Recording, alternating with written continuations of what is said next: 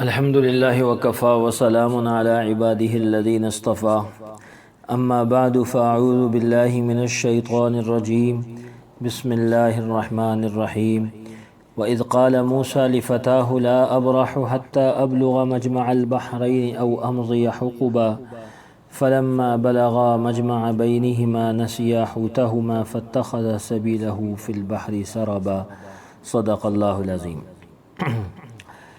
یہ جو دو آیات آپ کے سامنے تلاوت کی ہیں یہ سورہ کہف کی 90 رکوع کی ابتدائی آیات ہیں۔ جیسا کہ گزشتہ درس میں بھی یہ بات عرض کی گئی تھی کہ سورہ کہف یہ قرآن کریم کی وہ صورت ہے جس میں اللہ تعالیٰ نے کچھ بہت خاص واقعات کو بیان فرمایا ہے، اور ان واقعات کو ذکر کر کے ہر واقعے کے اندر کچھ سبق، کچھ نصیحتیں، کچھ عبرتیں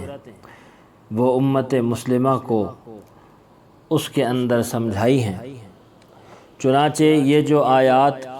آپ کے سامنے تلاوت کی ہیں، ان آیات سے حضرت موسیٰ علیہ السلام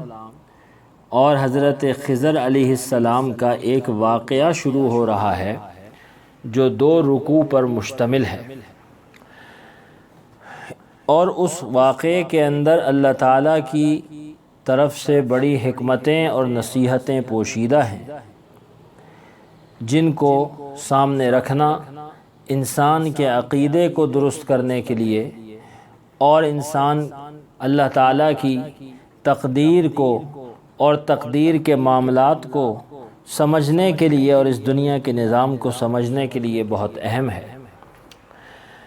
اس واقعے کا خلاصہ یہ ہے کہ ایک مرتبہ حضرت موسیٰ علیہ السلام جو اللہ کے بڑے نبی تھے، اپنی قوم بنی اسرائیل میں وعظ فرما رہے تھے، تو کسی نے پوچھا کہ حضرت موسیٰ علیہ السلام اس وقت انسانوں میں سب سے بڑا عالم کون ہے؟ چونکہ اللہ کے نبی سب سے بڑے عالم ہوتے ہیں، تو حضرت موسیٰ علیہ السلام نے اپنے بارے میں اس کو جواب ارشاد فرمایا کہ میں اس وقت سب سے بڑا عالم ہوں، کیونکہ ظاہر ہے کہ اللہ کے نبی کے علاوہ کسی اور آدمی کے پاس سب سے زیادہ علم نہیں ہوتا۔ اللہ تعالیٰ نے حضرت موسیٰ علیہ السلام کو وحی بھیجی اور ان کو اس بات سے آگاہ فرمایا کہ ایک آدمی ہمارا بندہ اور بھی ہے جو مجمع البحرین میں ہے، یعنی ایک ایسے مقام پر جہاں 2 دریا ملتے ہیں، اور اس کے پاس وہ علم ہے جو آپ کے پاس موجود نہیں ہے، اس کے پاس آپ سے زیادہ علم ہے۔ حضرت موسیٰ علیہ السلام کو شوق ہوا اور اللہ تعالیٰ سے ان صاحب کا پتہ معلوم کیا، اور یہ شوق ہوا کہ ان تک پہنچنے کی کوئی صورت نکالی جائے تاکہ میں ان صاحب سے ملاقات کروں اور ان سے کچھ ان کا علم حاصل کروں۔ دیکھیے، نبی ہونے کے باوجود اور اس وقت روئے زمین پر سب سے بڑا علم رکھنے کے باوجود حضرت موسیٰ علیہ السلام کو علم حاصل کرنے کی اور دین کا علم حاصل کرنے کی کتنی خواہش اور رغبت ہے کہ اپنی جگہ سے سفر کر کے ان صاحب کی طرف جانے کو تیار ہو گئے کہ جن کے بارے میں اللہ تعالیٰ نے بتلایا کہ ان کے پاس آپ سے زیادہ علم ہے۔ چنانچہ واقعہ تو طویل ہے، لیکن خلاصہ اس کا یہ ہے کہ حضرت موسیٰ علیہ السلام نے اپنے ایک خادم حضرت یوشع کو اپنے ساتھ لیا، اور راستے میں سفر کرتے کرتے اس مقام پر پہنچے کہ جو مقام جس کی نشانی اللہ پاک نے بتلائی تھی، اور وہ نشانی بھی اتنی عجیب تھی کہ فرمایا کہ آپ ایک مچھلی اپنے ساتھ رکھ لیجئے، تو راستے میں جب وہ مچھلی زندہ ہو جائے تو پھر وہیں پر جب یہ مچھلی گم ہو جائے وہیں پر آپ کی اس شخص سے ملاقات ہو جائے گی۔ چنانچہ حضرت موسیٰ علیہ السلام نے اپنے خادم کو ساتھ لیا، ایک مچھلی اپنے تھیلے میں ڈالی اور روانہ ہو گئے۔ ایک مقام پر آرام کے لیے رکے تو وہ مچھلی تھیلے سے نکل کر دریا میں زندہ ہو کے چلی گئی، اور دریا میں بھی اس طرح سے گئی کہ اس کے جانے سے ایک سرنگ سی بن گئی، ایک راستہ سا بن گیا۔ حضرت موسیٰ علیہ السلام کے خادم اس منظر کو دیکھ کر بڑے حیران ہوئے، لیکن جب حضرت موسیٰ علیہ السلام بیدار ہوئے تو وہ بھول گئے کہ ان کو بتلانا تھا اور آگے چل پڑے۔ کافی وقت کے بعد جب یہ حضرت موسیٰ علیہ السلام نے ان سے پوچھا کہ بھئی کچھ کھانے کا لے کے آؤ اور بہت تھک گئے ہیں ہم، تو خادم نے اس وقت بتلایا کہ جی میں تو بھول گیا تھا، اور یہ مچھلی فلاں جگہ کے اوپر دریا میں چلی گئی تھی اور یہ واقعہ پیش آیا تھا۔ بہرحال حضرت موسیٰ علیہ السلام جب واپس ہوئے تو وہاں انہوں نے دیکھا اس مقام پر کوئی صاحب لیٹے ہوئے ہیں۔ سلام دعا ہوئی اور حضرت موسیٰ علیہ السلام نے اپنے آنے کا مدعا بیان کیا کہ میں چاہتا ہوں کہ جو علم آپ کو اللہ تعالیٰ نے دیا ہے آپ وہ علم مجھے سکھلا دیں، کہ آپ مجھے وہ علم سکھلا دیں جو اللہ تعالیٰ نے آپ کو دیا ہے۔ تو وہ جو صاحب تھے وہ حضرت خضر علیہ السلام تھے جو اللہ تعالیٰ کے نبی تھے۔ انہوں نے کہا کہ اے موسیٰ آپ صبر نہیں کر سکیں گے، کیونکہ میرے پاس ایک علم ہے جو اللہ تعالیٰ نے مجھے دیا ہے وہ آپ کے پاس نہیں ہے، اور آپ کے پاس جو اللہ نے علم دیا ہے وہ میں نہیں جانتا، اس لیے آپ صبر نہیں کر سکیں گے۔ تو حضرت موسیٰ علیہ السلام نے ان سے وعدہ کیا کہ میں انشاءاللہ صبر کروں گا۔ چنانچہ حضرت خضر علیہ السلام نے ان کو اس شرط پہ چلنے کی اجازت دی کہ آپ میرے ساتھ چل سکتے ہیں، یہاں تک کہ جب تک میں آپ کو کوئی بات نہ بتلاؤں تو آپ مجھ سے کسی چیز کے بارے میں سوال نہ کیجیے گا، مجھ سے کسی چیز کے بارے میں پوچھیے گا نہیں۔ فَلَا تَسْأَلْنِي عَنْ شَيْءٍ حَتَّى أُحْدِثَ لَكَ مِنْهُ ذِكْرًا۔ تو یہ حضرات یہاں سے چلے، اب سفر شروع ہوا، دریا کے کنارے جا رہے ہیں تو انہوں نے دیکھا کہ دریا کے کنارے ایک کشتی آ کے لگی، اور انہوں نے کہا کہ دریا پہ ہم نے پار کرنا ہے، تو کشتی والوں سے بات کی۔ کشتی والوں نے دیکھا کہ کچھ نیک بزرگ لوگ ہیں، بزرگ شکل و صورت کے لوگ ہیں، حضرت خضر علیہ السلام کو وہ جانتے بھی تھے، کچھ شناسائی بھی تھی۔ انہوں نے کہا کہ ہم آپ سے کرایہ بھی نہیں لیں گے، آپ کو ویسے ہی ہم دوسری جگہ پہنچا دیتے ہیں۔ چنانچہ کشتی میں سب سوار ہو گئے، اور جب کشتی میں سوار ہو گئے تو حضرت خضر علیہ السلام نے ایک عجیب کام یہ کیا کہ ایک کلہاڑی لی اور اس کشتی کا ایک تختہ توڑ ڈالا، حتیٰ اذا رکب فی السفینۃ خرقھا۔ حضرت موسیٰ علیہ السلام نے جب یہ دیکھا تو آپ سے صبر نہ ہوا، اور کہنے لگے کہ یہ لوگ بڑے اچھے ہیں، انہوں نے ہم سے کرایہ بھی نہیں لیا اور کشتی میں بٹھا لیا، اور آپ نے ان کے احسان کا یہ بدلہ دیا کہ ان کی کشتی توڑ دی۔ اس سے کیا ہوگا کہ کشتی ٹوٹ جائے گی تو یہ تو سمندر میں غرق ہو جائیں گے، تو آپ نے ان کے ساتھ ظلم کیا، بڑا برا کام کیا آپ نے، یہ بڑا غلط کام کیا۔ تو حضرت خضر علیہ السلام نے حضرت موسیٰ علیہ السلام کو وہ شرط یاد دلائی، قال الم اقل انک لن تستطیع معی صبرا، کہ میں نے کہا نہیں تھا کہ آپ میرے ساتھ ٹھہر نہیں سکیں گے، آپ صبر نہیں کر سکیں گے۔ تو حضرت موسیٰ علیہ السلام کو احساس ہوا، تو کہنے لگے کہ لا تؤاخذنی بما نسیت، آپ مجھے اس بھول پر، میری بھول پر نہ پکڑیے، تو میں انشاءاللہ آگے میں سوال نہیں کروں گا۔ آپ نے اس عزم کا اظہار کیا اور اپنی بھول کا اعتراف کیا کہ جی میں تو بھول گیا تھا۔ بہرحال یہ حضرات آگے جا کے کشتی سے اترے اور کشتی سے اترنے کے بعد پیدل چلتے جا رہے ہیں۔ فانطلقا حتی اذا لقیا غلاما فقتلہ، یہاں پہ واقعہ عجیب و غریب یہ پیش آیا کہ کچھ آگے بڑھے تو دیکھتے ہیں کہ ایک جگہ پر کچھ لڑکے کھیل رہے ہیں۔ حضرت خضر علیہ السلام آگے بڑھتے ہیں اور ایک لڑکے کو پکڑ کر فقتلہ، اس کو قتل کر دیتے ہیں، اس کا سر تن سے جدا کر دیتے ہیں، وہ بچہ وہیں مر جاتا ہے۔ حضرت موسیٰ علیہ السلام یہ تو اللہ کے بڑے جلیل القدر پیغمبر تھے، اور اللہ کے پیغمبر تو اللہ کی نافرمانی ایک پل کو برداشت نہیں کرتے۔ حضرت موسیٰ علیہ السلام نے ایک دم سے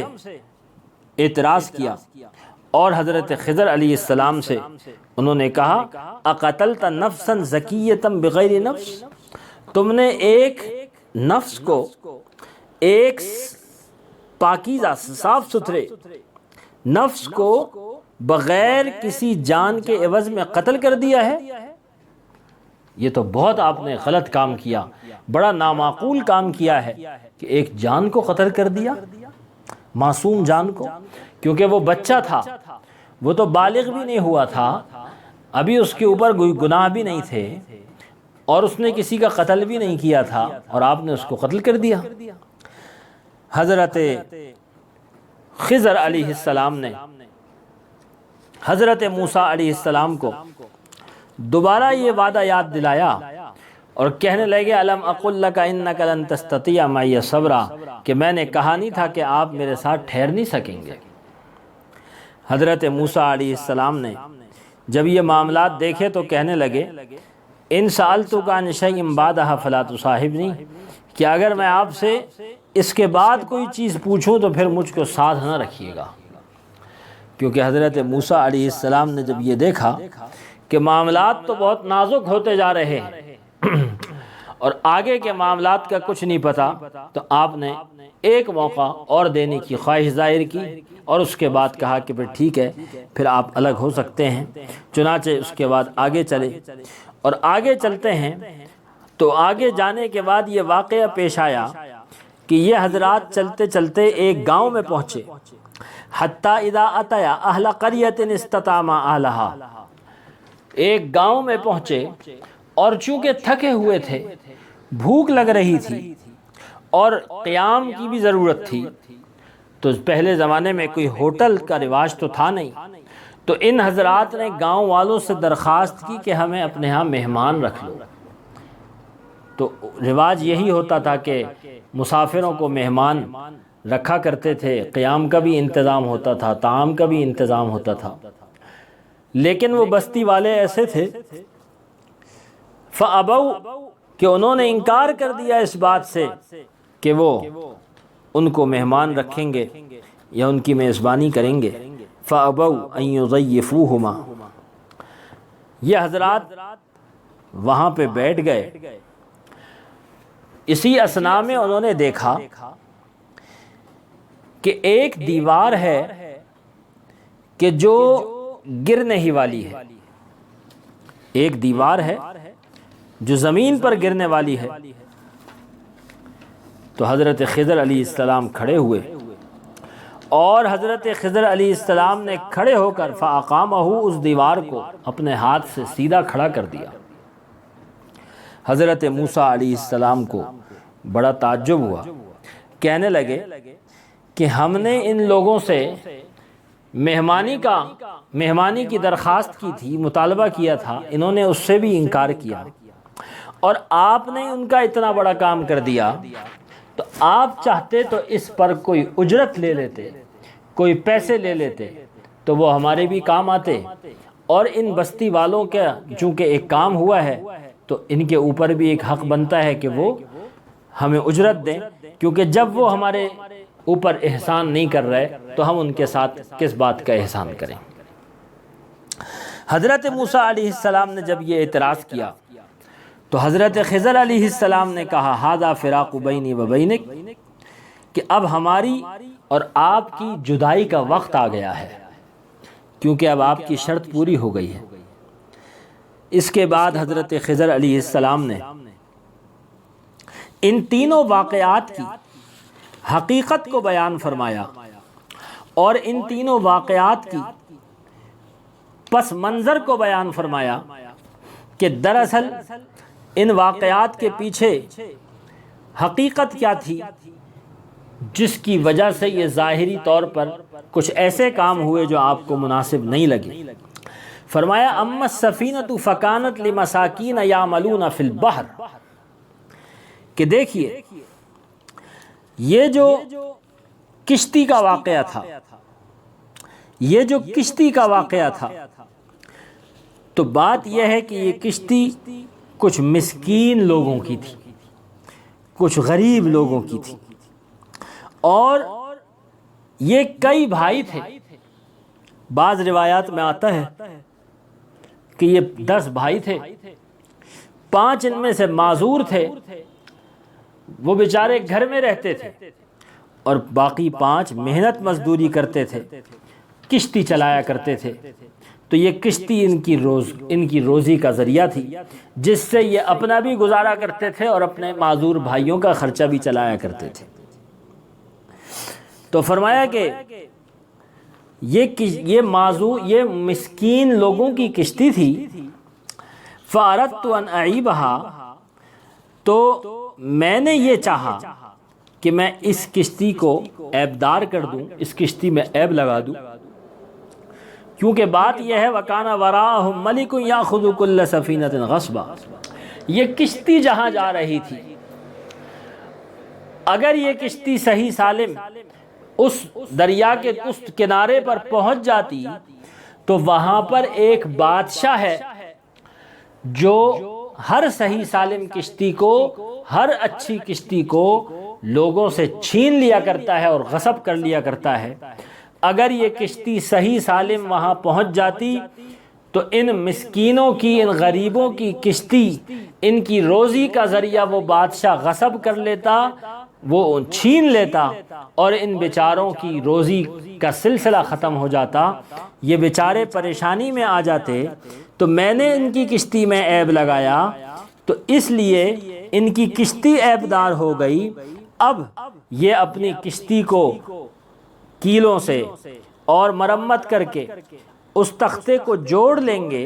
کشتی ان کے کام آ جائے گی، روزی کا سلسلہ قائم رہے گا۔ لیکن اس کشتی کے ٹوٹے ہوئے ہونے کی وجہ سے اور اس کشتی کی مرمت شدہ حالت ہونے کی وجہ سے یہ بادشاہ کی نظروں سے گر جائے گی، اور اس کشتی کو بادشاہ چھینے گا نہیں، لہٰذا ان لوگوں کی روزی روٹی چلتی رہے گی۔ چنانچہ جو واقعہ دیکھنے میں ان غریبوں اور مسکینوں کی نقصان کا اور تکلیف کا باعث بن رہا ہے، وہ دراصل ان کے فائدے کے لیے اور ان کے نفع کے لیے تھا۔ فرمایا اس کے آگے چلیے، اما الغلام فکان ابواہ مؤمنین، جہاں تک اس لڑکے کا معاملہ ہے جس کو میں نے قتل کیا ہے، تو واقعہ یہ ہے کہ اس لڑکے کے جو والدین ہیں وہ اللہ کے نیک بندے اور مومن بندے ہیں، لیکن یہ لڑکا اگر بالغ ہو جاتا، جوان ہو جاتا، تو جوان ہونے پر اس لڑکے کی طبیعت ایسی تھی کہ اس کی طبیعت میں کفر تھا اور والدین کے خلاف نافرمانی اور سرکشی تھی۔ اگر یہ جوان ہوتا تو یہ کفر بھی کرتا اور اپنے والدین کو بھی ستاتا، ان کا نافرمان بھی بنتا اور کفر میں بھی مبتلا ہوتا۔ جب کفر میں بھی مبتلا ہوتا تو ماں باپ کے لیے بھی فتنہ بنتا اور اس کی اپنی آخرت بھی خراب ہوتی۔ اللہ کا ارادہ یہ ہوا کہ ان نیک ماں باپ کو اس لڑکے کے بدلے میں اس سے بہتر اولاد دے دیں جو اعمال اور اخلاق میں پاکیزہ بھی ہو، وہ اقرب رحمہ اور ماں باپ کے حقوق کو بھی پوری طور پہ ادا کرنے میں زیادہ قریب ہو۔ ماں باپ کے ساتھ رشتہ داری نبھانے کے اندر اور ماں باپ کے ساتھ شفقت کرنے کے اندر اس لڑکے کے مقابلے میں زیادہ قریب اور نزدیک ہو، زیادہ بہتر ہو۔ تو اس وجہ سے اللہ کے حکم سے اس لڑکے کو میں نے قتل کیا، اور اللہ ان کو ماں باپ کو صبر بھی دے دیں گے، اور اس لڑکے کے بدلے میں دوسری اولاد بھی دے دیں گے جو اس سے بہتر اولاد ہوگی۔ اس بنا پر یہ لڑکا بھی اور اس کے ماں باپ بھی ہر طرح کی تکلیفوں سے اور فتنے سے اور آخرت کی پریشانیوں سے محفوظ ہو گئے۔ یہ دو واقعات کی حقیقت ہوئی، اور فرمایا کہ اس کے بعد جو تیسرا واقعہ ہے، اما الجدار فکان لغلامین یتیمین، کہ دیکھیے جس دیوار کو میں نے سیدھا کیا تھا تو وہ دیوار دو یتیم لڑکوں کی، دو یتیم بچوں کی دیوار تھی۔ وَكَانَ تَحْتَهُ كَنْزٌ لَهُمَا، اور اس دیوار کے نیچے ان بچوں کا مال موجود تھا، خزانہ گڑا ہوا تھا۔ وَكَانَ أَبُوهُمَا صَالِحًا، اور ان کا باپ ایک نیک آدمی تھا۔ تو بات یہ ہے کہ وہ دیوار گرنے والی تھی، اگر یہ دیوار گر جاتی اور یہ اندر جو مال چھپا ہوا تھا وہ مال ظاہر ہو جاتا تو بستی والے اور ان لڑکوں کے جو دوسرے جان پہچان والے تھے وہ مال ہڑپ کر لیتے، اور چونکہ یہ تو بچے تھے، ابھی چھوٹے تھے، یتیم تھے، تو یہ اپنے مال کی حفاظت نہ کر سکتے اور ان کا مال ضائع ہو جاتا۔ لیکن چونکہ ان کا باپ نیک آدمی تھا، ان کا باپ اللہ کا فرما بردار بندہ تھا، تو اللہ نے اس کے مال کی اور اس کی اولاد کی اور اولاد کے مستقبل کی حفاظت اس طرح فرمائی کہ اللہ نے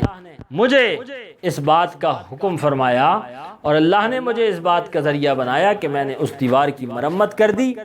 اب یہ دیوار اپنی جگہ مضبوط ہو گئی۔ جب یہ بچے بڑے ہوں گے، جوان ہوں گے، جوان ہونے کے بعد یہ اپنی مرضی سے اس دیوار کو گرا کر اس کے نیچے سے خزانہ نکال لیں گے، اور ان کے باپ نے جو ان کے لیے مال چھوڑا تھا وہ مال ان کو مل جائے گا۔ چنانچہ یہ واقعہ بھی جو بظاہر دیکھنے میں کوئی ایسا خاص واقعہ معلوم نہیں ہوتا کہ ایک دیوار گر رہی تھی اس کو سیدھا کر دیا گیا، لیکن اس کے پیچھے جو حقیقت تھی وہ کسی کو معلوم نہیں ہے سوائے اللہ کے۔ اور لڑکے کا قتل ہونا جو بظاہر دیکھنے میں بہت برا کام تھا، لیکن دراصل اس کے پیچھے کیا نظام چل رہا ہے وہ اللہ کو معلوم ہے۔ حضرت موسیٰ علیہ السلام کو حضرت خضر علیہ السلام نے یہ ساری باتیں بتلائیں اور فرمایا کہ یہ ان چیزوں کی حقیقت ہے، اور یہ ہے ان چیزوں کی تعویل اور حقیقت کہ جن پر آپ سے صبر نہ ہو سکا، جن پر آپ صبر نہ کر سکے۔ یہاں سے حضرت موسیٰ علیہ السلام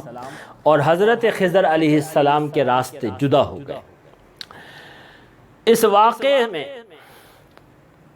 جو بہت ساری نصیحتیں اور عبرتیں سمجھ میں آتی ہیں وہ تو تفصیل سے علماء کرام نے لکھی ہیں، لیکن چند باتیں یہ سمجھ لینی چاہیے کہ اس واقعے سے پتہ یہ چلتا ہے، ان واقعات سے پتہ یہ چلتا ہے کہ اس دنیا کے اندر جو کچھ ہو رہا ہے، چاہے ہمارے دیکھنے کے اندر وہ بھلا ہو یا برا ہو، ہمارے دیکھنے میں وہ نفع کی چیز ہو یا نقصان کی چیز ہو، لیکن اس کے پیچھے کوئی نہ کوئی ایسی حقیقت، کوئی ایسی وجہ پوشیدہ ہوتی ہے جس کے بارے میں ہمیں معلوم نہیں ہوتا، اور ہم یہ فیصلہ نہیں کر سکتے کہ یہ جو واقعہ پیش آیا ہے یہ ہمارے لیے بہتر ہے یا ہمارے لیے برا ہے۔ چنانچہ بعض دفعہ ایک انسان کسی کام کا ارادہ کرتا ہے، کسی کاروبار کو شروع کرتا ہے اور بڑی چاہت سے شروع کرتا ہے اور اس کو نقصان ہو جاتا ہے۔ بعض دفعہ انسان کوئی گھر بنانے کا ارادہ کرتا ہے، ناکام ہو جاتا ہے۔ بعض دفعہ انسان اپنی اولاد کے بارے میں بڑے منصوبے بناتا ہے، لیکن اس سے پہلے ہی اولاد اللہ کو پیاری ہو جاتی ہے۔ کبھی کسی کا ایکسیڈنٹ ہو جاتا ہے، کبھی کسی کی ٹانگ ٹوٹ جاتی ہے، کبھی کسی کا ہاتھ کٹ جاتا ہے، کبھی آگ لگ جاتی ہے فیکٹری میں، کبھی کوئی پیسہ لے کے بھاگ جاتا ہے۔ دنیا میں ہزاروں واقعات روز پیش آتے ہیں، اور ہم یہ سمجھتے ہیں کہ شاید جو کچھ ہماری نگاہوں کے سامنے ہوا ہے شاید یہی سب کچھ ہے، حالانکہ یہ سب کچھ نہیں ہے، بلکہ یہ تو اللہ کے تکوینی نظام کا حصہ ہے کہ جس نظام سے اللہ پاک اس کائنات کو چلا رہے ہیں۔ اس لیے ہم کو یہ معلوم نہیں ہوتا کہ کس واقعے میں ہمارے لیے بھلائی ہے اور کس واقعے میں ہمارے لیے برائی ہے۔ لہذا جو بھی واقعہ پیش آئے انسان کے ساتھ، اچھا ہو تو اللہ کا شکر کرنا چاہیے، اور اگر بظاہر کوئی واقعہ انسان کے ساتھ برائی کا پیش آ جائے، غم کا پیش آ جائے،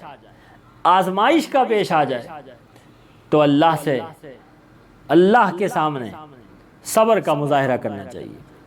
اور اللہ سے دعا مانگنی چاہیے کہ اللہ اس آزمائش میں مجھے ثابت قدم رکھ،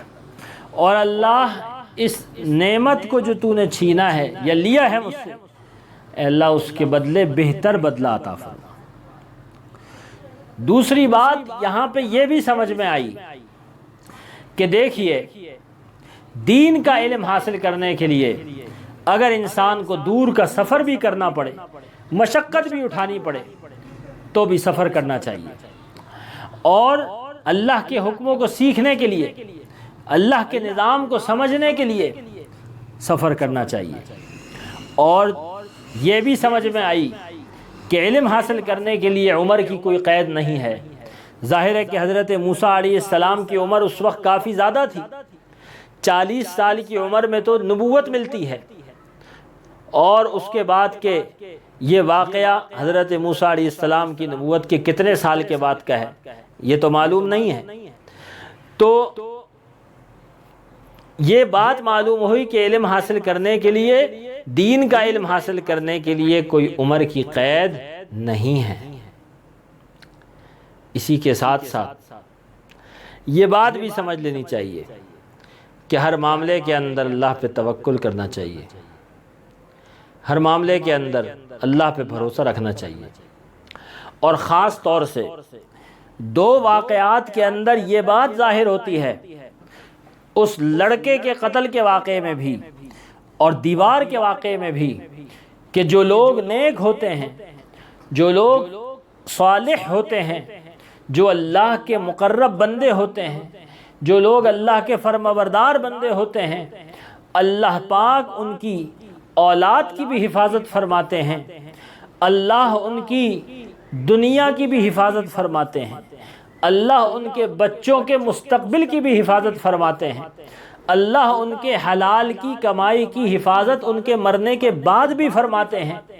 اور ان کے مال کو ضائع نہیں ہونے دیتے، بجائے اس کے کہ کوئی آدمی اللہ کی نافرمانی کے ساتھ مال جمع کرے اور اللہ کی نافرمانی کے ساتھ حلال حرام کو سب ایک کر دے، اور اللہ کی فرمانبرداری میں زندگی نہ گزاری ہو،